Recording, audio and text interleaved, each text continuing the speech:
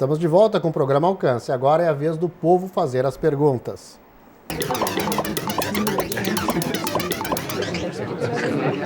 Meu nome é Manuel, sou recepcionista. Qual a importância de um imóvel receber o título de patrimônio histórico? Nós mencionamos no primeiro bloco que não necessariamente é preciso tombamento, mas quando já há o reconhecimento prévio por esse ato, que é um ato administrativo, legal, que no caso de construções vai para o registro de imóveis esse ato do tombamento, isso facilita e praticamente exclui a discussão quanto ao valor do bem.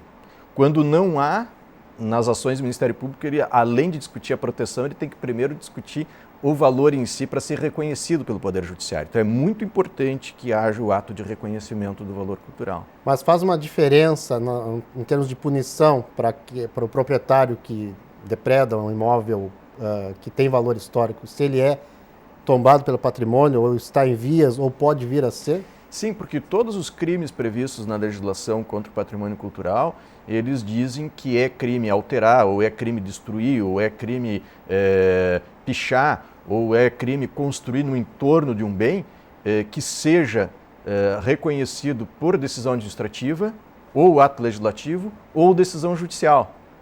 Não vai ter crime se não tiver o reconhecimento prévio por parte de quem praticou o ato.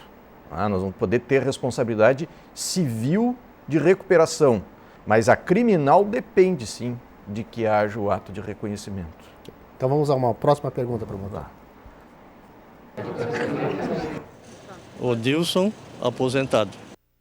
Eu gostaria de saber dos órgãos competentes, o Ministério Público ou a Prefeitura, sobre esses patrimônios históricos aí que estão abandonados e que se tornam refúgio de vândalos, de até usuários de drogas e de mendigos. Qual seria a responsabilidade do Ministério Público juntamente com a Prefeitura? A responsabilidade, se for um imóvel particular, é do proprietário.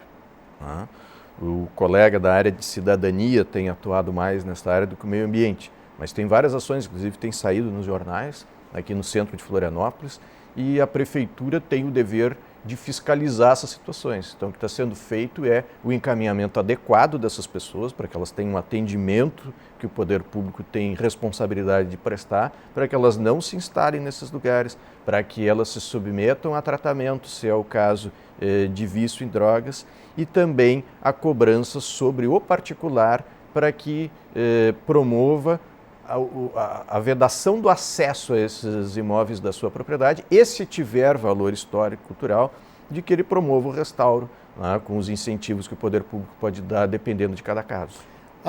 Como ser responsabilizado pelo abandono do imóvel? Sim.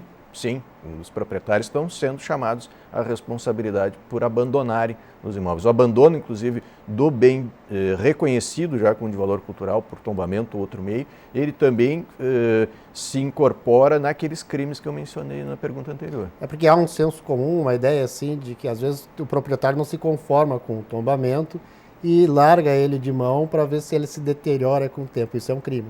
Infelizmente, isso acontece em algumas situações e pode configurar um daqueles crimes que eu mencionei antes. Ok. Então vamos a uma próxima pergunta para o Mosley. Meu nome é Gelson, trabalho com estações elétricas e hidráulicas e a minha pergunta para o Ministério Público é a seguinte. Acho que todo mundo, além de mim, várias outras pessoas querem saber isso. Eu tenho uma casa, que hoje é um bar, certo? Um bar e lancheria, e ela é datada de 1850, 1800, eu não tenho a data certa.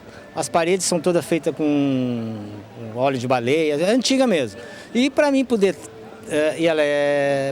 ter me adequar ao plano diretor, eu preciso do ABITS. Para mim ter o ABITS, eu preciso estar em dia com o plano diretor. E a casa está, bem dizer, ela fica em cima do asfalto. Então não tem como, eu tenho que desmanchar. Para mim desmanchar não dá, porque é uma casa antiga. Então fica a minha pergunta, como me adequar a esse problema, porque é um problema na realidade. Eu não consigo nem trabalhar, porque a documentação o cara não consegue toda, e também não posso desmanchar para me adequar ao plano diretor. O que às vezes parece um problema, pode se tornar numa solução e até num investimento de bom retorno. Isso já aconteceu em vários outros lugares também, em que se investe na recuperação do patrimônio, ele passa a ter um valor agregado muito maior. Então, na situação específica desse cidadão, ele precisaria buscar informação, já que parece ser Florianópolis, né, no IPUF. Tem que ir no Serviço de Patrimônio Histórico do IPUF, pedir orientação de como ele tem que fazer o restauro desse imóvel, né, mesmo que seja para eventualmente desfazer, se fosse o caso, né, ele mencionando que está em cima do asfalto, parece que está talvez numa via pública, mas ainda assim tem que buscar essa orientação e provavelmente vai ter que contratar um profissional da área de patrimônio para fazer um projeto de como adequar esse lugar. Agora ele também vai poder buscar nessa consulta do IPUF quais são as várias possibilidades previstas na lei local de Florianópolis que incentivam a recuperação.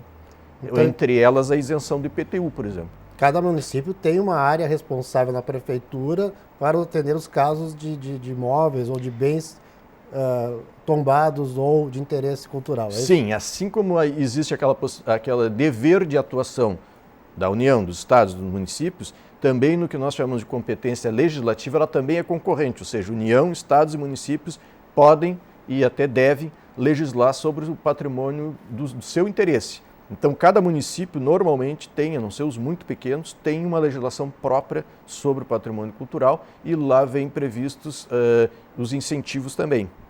Nesse caso, assim, em alguns casos, o cidadão, não vamos falar do caso particular daquele cidadão, mas um cidadão numa situação parecida. Sim. Ele deve procurar não o Ministério Público, mas um advogado, então, nesse caso. É isso? Não necessariamente. Claro que a orientação profissional na área do direito é do advogado. Mas, num primeiro momento, eu aconselharia a buscar o órgão de patrimônio cultural, histórico da sua cidade. E lá eles vão dar as informações de como proceder. Se ele entender que alguma arbitrariedade está sendo cometida, que a lei não está sendo bem aplicada, que ele está sendo injustiçado, aí sim ele teria que procurar orientação jurídica, porque aí é o interesse individual dele que tem que ser um advogado que o aconselhe. O promotor de justiça pode, quando muito, explicar a legislação, mas não funcionar como advogado do indivíduo isolado. Ok. A gente vai a uma próxima pergunta que eu acho que já foi parcialmente respondida, mas vamos prestar atenção nela. Então, meu nome é Paulo Rampinelli, eu sou presidente da Sociedade Musical Filarmônica Comercial, que é a entidade musical mais antiga aqui da Grande Florianópolis e a segunda mais antiga do estado, fundada em 1874. Eu gostaria de saber de que forma e de que vias o governo do estado pode viabilizar e financiar essas reformas de patrimônios históricos. Bem, há várias formas, a inclusão no orçamento para que se incentive esse tipo de obras. Nós estamos vendo ali uma obra grande, embora seja ali patrimônio público, né, da Ponte Hercílio Luz, em que está se tentando fazer captação de recursos através da Lei Rouanet e outros meios.